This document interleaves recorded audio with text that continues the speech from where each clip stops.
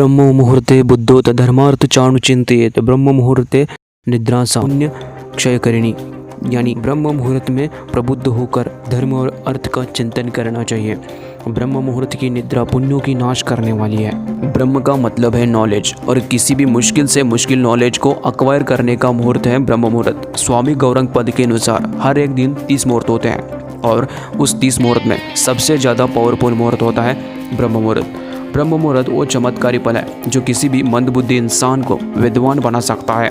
इसके लिए इस टाइम पर सही से यूटिलाइज करना आना चाहिए। जिस भी इंसान को इस टाइम को सही से यूटिलाइज करना आ गया, किसी भी मुश्किल से मुश्किल नॉलेज को, किसी भी कॉम्प्लेक्स से कॉम्प्लेक्स स्किल को अक्वायर कर सकता है, और वो इंसान अपने गोल्स और टारगेट्स को बड़ी आसानी से अचीव कर सकता है। उस इंसान के लिए कोई भी गोल बड़ा नहीं हो सकता, इसलिए इस टाइम को the creator hour of the universe भी कहा गया है। तो ये सब मैं ऐसे ही नहीं बोल रहा हूँ, आज मैं इस बात को एंशिएंट और मॉडर्न साइंस दोनों से प्रूव करके दिखाऊंगा। सबसे पहले आता है एंशिएंट टाइम, यानी हिंदू पुराण, उपनिषद और वेदों के अनुसार हमें इस टाइम पर हर हाल में अपने बिस्तर से उठ जाना चाहिए। यानी महर्षि मनु ने मनुस्मृति में कहा है कि हमें इस समय उठकर वेदों का अध्ययन करना चाहिए। महर्षि मनु ने ऐसा इसलिए कहा है क्योंकि आपके दिमाग में आने वाले थॉट्स यानी इमोशंस इस टाइम पर ना के बराबर होते हैं, और आपके दिमाग की कंसंट्रेशन उसके पीक यानी चरम सीमा पर होती है। ब्रह्म मुहूर्त पर जागने पर हमारा दिमाग सबकॉन्शियस स्टेट यानी कि अवचेतन अवस्था में रहता है, और जिसकी वजह से हमारे लाइफ के सो कॉल्ड थॉट्स हमें परेशान नहीं करते। गीता के अनुसार इंसानी दिमाग राग और द्वेष से भरा हुआ है। राग यानी किसी चीज़ को पाने की इच्छा यानी लालसा, इसको राग कहा गया है। और जब हम उस इच्छा को पूर्ण नहीं कर पाते तब हमारे अंदर क्रोध, भय और शत्रुता ये सब भाव जग जाते हैं। इसे द्वेष कहलाया जाता है। इस समय के दौरान हमारा इंटेलिजेंस माइंड बिल्कुल शांत रहता है, और इससे इंसान राग और द्वेष से भरे विचार हमारे दिमाग में सक्रिय नहीं हो पाते, और इस समय के दौरान हमारा मन बड़ी आसानी से डिवाइन यानी दिव्य विचारों की ओर मोड़ा जा सकता है। अब आप बोल रहे होंगे कि केवल आयुर्वेद पर हम भरोसा कैसे करें, तो अब मैं आपको कुछ फेमस हिंदू उपनिषद, वेद, इन सब में ब्रह्म मुहूर्त के बारे में क्या लिखा है वो सब मैं आपको बताऊंगा। जो लोग इस मुहूर्त में उठेंगे वो लोग बीमारियों से मुक्त एक लंबा जीवन जी पाएंगे। अथर्ववेद के अनुसार जिस व्यक्ति का आहार विहार यानी कि रहन सहन यानी खाना पीना, हंसना बोलना सही है, और जिसकी डेली एक्टिविटी और लाइफस्टाइल एकदम परफेक्ट है, और जो रात की एकदम चैन की नींद सोता है और वह सुबह पूरी तरीके से उठता है, इंसान हर दुखों से मुक्त एक अच्छा जीवन जी पाएगा। श्रीमद् भगवत गीता के अनुसार और हरि भक्ति विलास के अनुसार दीक्षा नित्यम ब्रह्मकाले सुबोधनम पवित्रे, यानी सुबह ब्रह्म मुहूर्त में उठने के तुरंत बाद अपने शरीर को साफ और स्वच्छ रखना बहुत ही ज़्यादा ज़रूरी है। अष्टांग हृदयम के अनुसार जो व्यक्ति रोगों से बचने में रुचि रखते हैं और जिसे अपने जीवन की रक्षा स्वयं ही करनी है, और उसे ब्रह्म मुहूर्त में ज़रूर उठना चाहिए। ब्रह्म मुहूर्त में उठने पर व्याधिज यानी अलक्ष्मी यानी गरीबी दूर रहती है, लेकिन जो व्यक्ति बीमार है उसे इस समय उठना ज़रूरी नहीं है। भाव प्रकाश में लिखा गया है कि सुबह ब्रह्म मुहूर्त में उठकर परम पिता परमेश्वर को याद करना चाहिए। और दोस्तों, केवल हिंदू धर्म में ही नहीं बल्कि हर एक धर्म में इस समय को प्रेयर्स, मेडिटेशन, थिंकिंग, प्लानिंग के लिए बताया गया है। तो इस समय ऐसा क्या होता है, ब्रह्म मुहूर्त को इतना महत्व दिया जाता है? तो अब बात करेंगे the law of sowing and reaping. जैसा ही आप बोओगे वैसा ही यूनिवर्स आपको बदले में देगा। अगर आप अच्छा सोचोगे तो आपको अच्छा ही मिलेगा, अगर आप बुरा सोचोगे तो बुरा ही मिलेगा। That is called the law of sowing and reaping. तो अब आप बोलोगे ब्रह्म मुहूर्त से इस लॉ से क्या कनेक्शन है?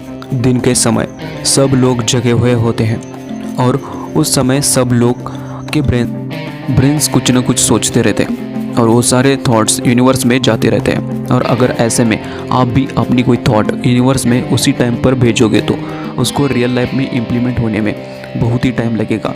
लेकिन ब्रह्म मुहूर्त समय जब सब लोग सोए हुए होते हैं, तब उस समय यूनिवर्स की फ्रीक्वेंसी लेवल कम रहती है, और जिसके चलते उस सोची हुई बात की रियल लाइफ में इम्प्लीमेंट होने के चांसेस बहुत हद तक बढ़ जाते हैं। इस बात को एक एग्जाम्पल के थ्रू समझते हैं।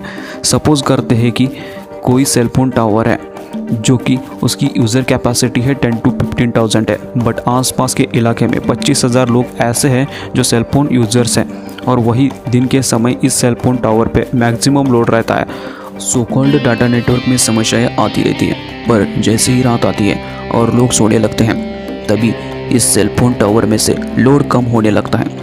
जो यूज़र जगे हुए होते हैं वो मोबाइल सर्विसेज का पूरा बेनिफिट ले पाते हैं। ठीक वैसे ही ब्रह्म मुहूर्त में की गई थॉटिंग ज़्यादा असरदार है।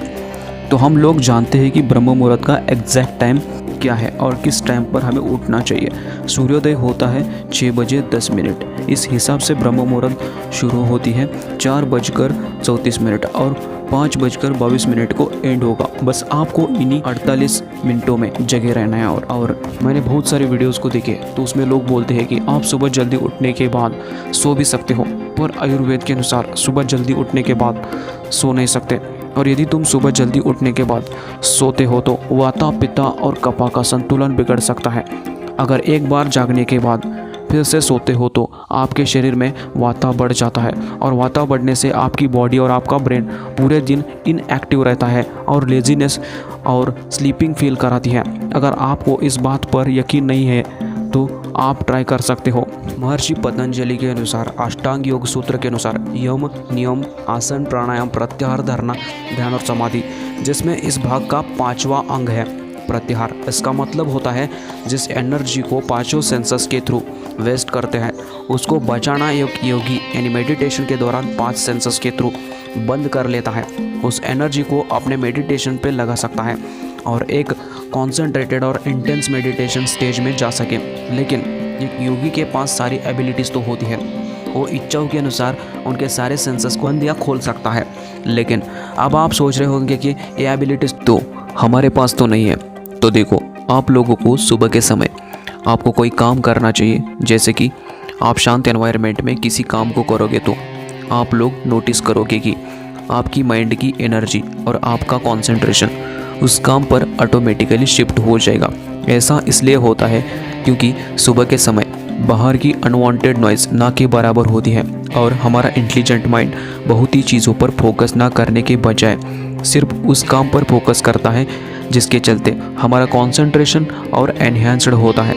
लेकिन अगर हमारे आसपास अनवांटेड नॉइज़ होगी, हमारी एनर्जी, ब्रेन का एक बड़ा हिस्सा उसे सोचने में लगा रहता है। सुबह के टाइम एनवायरनमेंट शांत रहता है, इसके चलते आपका कॉन्शियस माइंड यानी कि आपका चेतन मन जो कि सोचने का काम करता है बहुत ही शांत रहता है, जिसकी वजह से कोई भी किया हुआ काम सबकॉन्शियस माइंड में बैठ जाता है।